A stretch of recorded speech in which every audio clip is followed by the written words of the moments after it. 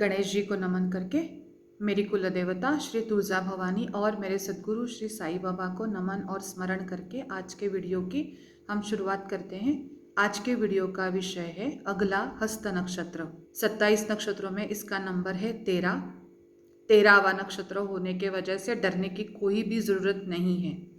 हस्त नक्षत्र के बारे में मोस्टली लोग यही पूछते हैं कि ये 13वां नक्षत्र है तो ये बुरा है क्या? बिल्कुल नहीं है, ये बहुत स्ट्रांग नक्षत्र है। आइए देखते हैं कैसे। इस नक्षत्र की देवता है सूर्य देव और इस नक्षत्र का स्वामी है चंद्र। ये नक्षत्र पूर्ण रूप से कन्या राशि में आता है। कन्या राशि का स्वामी है बुध, मतलब हस्त नक्षत्र में जन्मे हुए लोगों के ऊपर बुध और चंद्र का प्रभाव हमेशा रहेगा। हस्त नक्षत्र का मतलब हाथी नहीं है।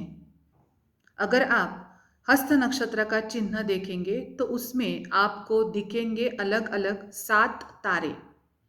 5 ऊपर की ओर हैं, जिस प्रकार उंगलियों के पॉइंट्स, और नीचे के 2 चिन्ह हैं, वो है हाथ का ये हिस्सा, ये एक इधर का और एक इधर का। तो ये कुल मिला के 7 तारे हैं जो 1, 2, 3, 4, 5 इस स्वरूप में हैं, और यहाँ पे एक तारा है और यहाँ पे एक तारा है, मिलके ऋषि मुनियों को दिखा इसमें एक हाथ। तो ये है हाथ, ना कि हाथी। आकाश मंडल में अगर आप गौर से देखोगे तो आपको दिखेगा कि ये बाएं हाथ का पंजा है, ना कि दाएं। मैंने हस्त नक्षत्र में जन्मे हुए बहुत से लोगों को नेचुरली तरीके से लेफ्ट हँडेड देखा है। वो लेफ्टी होते हैं, मराठीमध्ये त्याला म्हणतात डावखुरा। एक लेडी ने मुझे बताया कि जब भी उसको ज़्यादा वजन उठाने की ज़रूरत होती है तो दाएं हाथ से ज़्यादा वो बाएं हाथ का इस्तेमाल करना ज़्यादा पसंद करती है। तो मेरे अनुभव के अनुसार ये इसमें भी मैच होता है, क्योंकि आकाश मंडल में है ये बायां हाथ, और जो हस्त नक्षत्र में पैदा हुए लोग हैं वो बाएं हाथ में ज़्यादा शक्ति रखे हुए मैंने देखे हैं। इस नक्षत्र का आराध्य वृक्ष है रीठा, जिससे झाग बनता है। वो रीठा वृक्ष इसका आराध्य वृक्ष है। ये लोग खुद की क्षमता के बलबूते पे आगे बढ़ना ज़्यादा पसंद करते हैं। किसी की सलाह लेना, चाहे वो ज्योतिषी हो या डॉक्टर हो या अकाउंटेंट हो या वकील हो, कोई भी एडवाइज़र हो, उसकी सलाह लेना इन्हें पसंद नहीं है। ठीक है, ये भी अपने आप में अपनी जगह पे सही है, भगवान ने इनको बनाया ही ऐसे है। उसी के साथ साथ इन लोगों को नौकरी करने के बजाय खुद का व्यापार, खुद का कारोबार, खुद से डिसीजन लेने की क्षमता ज़्यादा होती है, तो वो उनको ज़्यादा पसंद आता है। और एक गौर करने की बात यह है कि इन लोगों को बिगड़ा हुआ व्यापार फिर से ठीक करने में, उसको फिर से तरक्की के सीढ़ी तक लाने की इच्छा ज़्यादा होती है। जैसे कि कोई अगर उनके पास 2 ऑफर रखे, ये नया कारोबार है आप इसमें चले जाए, या फिर ये मेरा बिगड़ा हुआ तकलीफ वाला कारोबार है, तो उनका ज़्यादा इंटरेस्ट जाएगा बिगड़ा हुआ तकलीफ देह कारोबार में। उनको वो ठीक करने की अंदर से बहुत चाह होती है, ये इनकी विशेषता है। अगर कुछ टूटा है, फूटा है, कुछ बिगड़ा है, कुछ क्रिटिकल लग रहा है दूसरों को, या फिर अगर कुछ ऐसी चीज़ है जो थोड़ी कॉम्प्लिकेटेड है, तो इन लोगों को वो करना ज़्यादा पसंद है। इनका इंटरेस्ट इस चीज़ों में ज़्यादा होता है। ये लोग खुद के ऊपर बड़ा विश्वास रखते हैं, लेकिन अगर इनका गुरु बिगड़ा हो तो ये लोग थोड़े अहंकारी, थोड़े ओवर कॉन्फिडेंट हो सकते हैं। अगर इनका बुध बिगड़ा हो तो इनके डिसीजंस गलत साबित होते हैं, और अगर इनका शुक्र बिगड़ा हो तो ये काफ़ी पैसा अपना गलत चीज़ों के ऊपर ज़ाया करते हैं। ये लोग गलत नहीं होते, ये जिस काम में इन्वॉल्व होते हैं वो कुछ गलत हो जाएंगे, तो ध्यान रखें।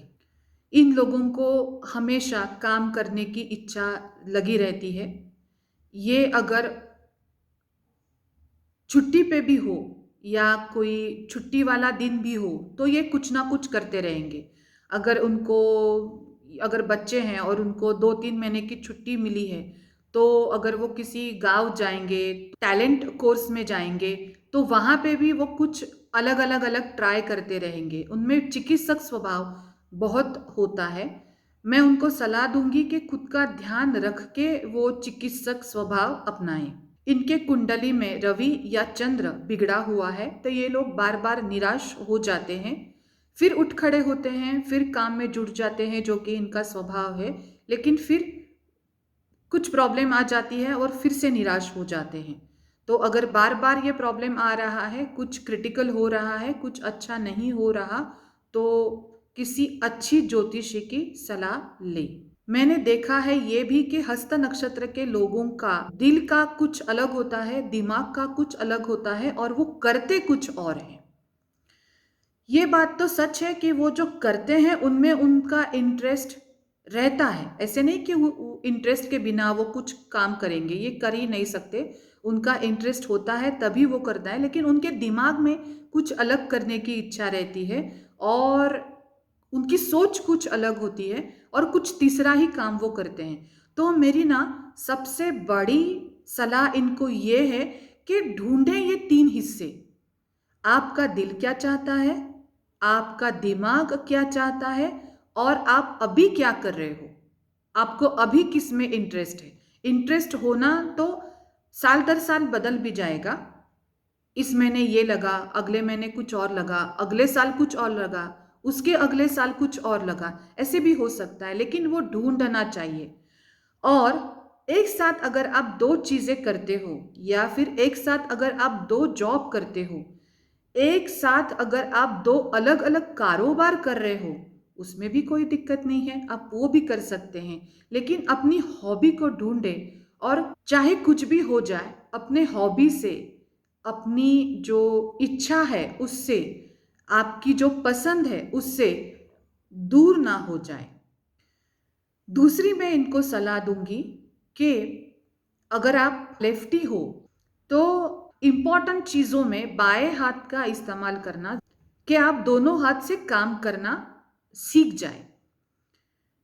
आपके बाएं हाथ में कुछ तो शक्ति है। अगर आप उसका बाएं हाथ का इस्तेमाल करोगे इम्पॉर्टेंट चीज़ों के लिए, इम्पॉर्टेंट पेपर साइन के लिए, तो शायद आपको अच्छा और अच्छा रिजल्ट आएगा। साथ ही साथ मैं और ये आगे बताऊंगी कि आपका जो हेल्थ डाइट है वो आप खुद के अपने हिसाब से बनाएं। क्योंकि आपको भूख ज़्यादा लगेगी, आपको पसीना ज़्यादा आएगा। पसीना ज़्यादा आएगा तो दिन में 2 बार नहाना चाहिए। आपको पसीना ज़्यादा आएगा, आपको बार बार भूख लगेगी, तो भूखे पेट ना रहें। अगर आपको लगता है कि मैं सुबह थोड़ा खाऊं, फिर 2-3 घंटे के बाद फिर थोड़ा खाऊं, फिर दोपहर में कुछ खाऊं, फिर शाम को भी कुछ थोड़ा सा खाऊं, अब थोड़ा थोड़ा खाओगे, लेकिन आपको हर वक्त कुछ ना कुछ खाने को इच्छा रहेगी, तो आप शर्माइएगा मत। अभी तो ये डाइट का भी एक मैटर हो गया है। तो आप अपने भूख के हिसाब से चले। आपको जैसे जिस वक्त भूख लगेगी आप उस वक्त थोड़ा थोड़ा खाना खाएं, लेकिन थोड़ा थोड़ा खाएं। बिगड़े कामों को फिर से सुधारने की क्षमता आप में है, लेकिन मेरी सलाह ये रहेगी कि पहले वो काम अपना लीजिए, खुद के नाम पे कर लीजिए। अगर किसी का होटल है वो ठीक से चल नहीं रहा है, तो एक तो सलाहकार बन के उसको एडवाइस कीजिए, या फिर वो होटल खरीद लीजिए और फिर कीजिए। नहीं तो फिर आपका काम, आपकी सलाह, आपका वक्त, आपके पैसे शायद वेस्ट हो जाएंगे। तो सोच समझ के काम हाथ में ले लीजिए। 5 आपका लकी नंबर है। मेरे तजुर्बे के अनुसार 5 का 5 की संख्या का इस्तेमाल आप अपने काम में कर लीजिए। आपको आसानी रहेगी उस काम को पूरा करने में। और मेरी लास्ट सलाह, हाथ आपका चिन्ह है। आप भगवान से हाथ मिला के रखिए। ओम साई राम।